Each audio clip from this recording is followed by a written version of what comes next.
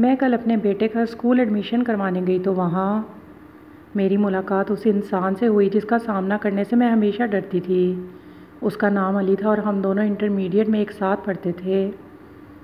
ہم ایک دوسرے سے بہت پیار کرتے تھے، مگر قسمت نے ہمیں الگ کر دیا اور تب میں کچھ نہ کر سکی۔ جب علی گریجویشن کے لیے امریکہ جا رہا تھا تو میں نے اس سے پوچھا کہ کیا تم واپس آؤ گے اور واپس آ کر مجھ سے شادی کرو گے؟ تو اس نے کہا کہ ہاں، میں واپس آ کر ضرور تم سے شادی کروں گا۔ تو میں نے کہا کہ نہیں، ایسے نہیں، تم وعدہ کرو کہ تم واپس آؤ گے۔ تو اس نے وعدہ کیا کہ میں تمہارا ہوں اور اپنی آخری سانس تک تمہارا ہی رہوں گا۔ تب مجھے ڈر تھا کہ وہ وہاں جا کے بدل جائے گا، لیکن قسمت نے ایسا کھیل کھیلا کہ وہ نہیں بدلا، میں بدل گئی۔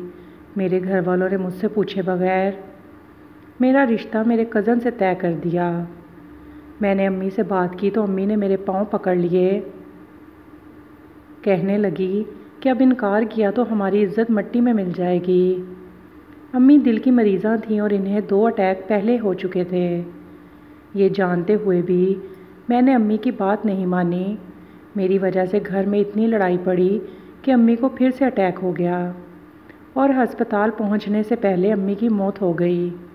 امی کی موت کی خبر سنتے ہی میں اپنے ہوش و آواز کھو بیٹھی تھی، اور پھر جب ہوش آنے لگا تو گھر والوں نے نکاح کر دیا۔ علی کو کچھ بھی بتانے کا موقع ہی نہیں ملا مجھے۔ جو میرے ساتھ ہوا اس کے بعد مجھ میں اتنی ہمت بھی نہیں تھی کہ میں اس کو یہ بتا پاتی کہ میں نے کسی اور سے شادی کر لی ہے۔ اس نے بھی کبھی رابطہ نہیں کیا تھا تو میں سمجھ گئی تھی کہ وہ بھی اپنی زندگی میں آگے بڑھ چکا ہے۔ اس لیے میں علی کو اور اپنے گزرے کل کو بھول کر اپنے شوہر اور بچوں کے ساتھ ہنسی خوشی زندگی گزار رہی تھی۔ لیکن کل جب علی میرے سامنے آیا تو میں کانپنے لگی، کیونکہ مجھے لگتا تھا کہ میں نے علی سے بے وفائی کی ہے۔ پھر علی میرے پاس آیا اور مسکراتے ہوئے میرا حال پوچھنے لگا تو میں رونے لگی اور علی سے معافیاں مانگنے لگی۔ لیکن علی نے کہا کہ مجھے پتہ ہے تمہارا کوئی قصور نہیں تھا۔ تمہاری ماں کی موت کی خبر سنتے ہی میں امریکہ سے واپس آ گیا تھا۔ واپس آ کر جب تمہاری ماں کی موت کی وجہ پتہ چلی اور پھر تمہاری حالت کی طرف دیکھا تو میں چپ ہو گیا۔ میں تب سمجھ گیا تھا کہ ہمارا ملنا قسمت میں نہیں لکھا۔ پھر وہ کہنے لگا کہ جو تمہارے ساتھ ہوا اللہ وہ کسی کے ساتھ نہ کرے۔ تم نے میرے ساتھ بے وفائی نہیں کی اور نہ ہی تم میری گنہگار ہو، تو پلیز معافی مانگ کر مجھے شرمندہ نہ کرو۔ علی کی باتوں نے میرے دل کا بوجھ ہلکا کر دیا تھا۔ پھر میں نے علی سے پوچھا کہ تم یہاں کیا کر رہے ہو؟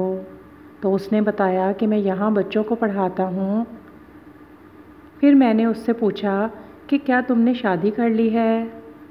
تو وہ مسکراتے ہوئے یہ کہنے لگا کہ کسی سے وعدہ کیا تھا کہ میں اس کا ہوں اور آخری سانس تک اس کا ہی رہوں گا۔ خدا حافظ، میں ابھی جا رہا ہوں، کل ملاقات ہوگی۔ اگلے روز میں پھر اسکول گئی تو پتہ چلا کہ وہ اسکول چھوڑ گیا ہے۔